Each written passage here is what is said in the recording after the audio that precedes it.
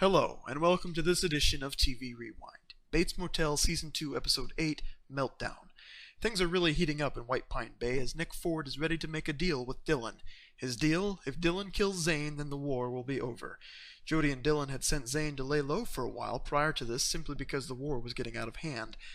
Jody and Zane are not getting along, so she gives Dylan permission to do what he needs to do. Meanwhile, Sheriff Romero has received confirmation that the DNA samples at Miss Blair Watson's crime scene are Norman's. If Norman continues to avoid questioning, then Romero will be forced to approach Norma about the ordeal.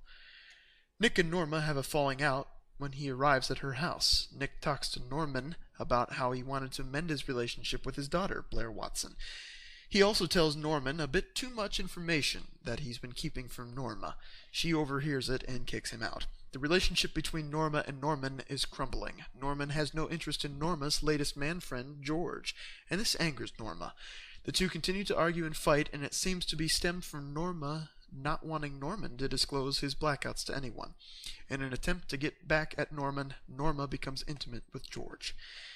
Norman hears a noise downstairs and thinks that it is his mother. Turns out it's an intruder who uses chloroform to knock Norman out. There are no shortages of suspense and intrigue in this season of Bates Motel. That's it for this week. Be sure to check out our other rewinds at tv-rewind.com. I'm Zach Markley, signing off.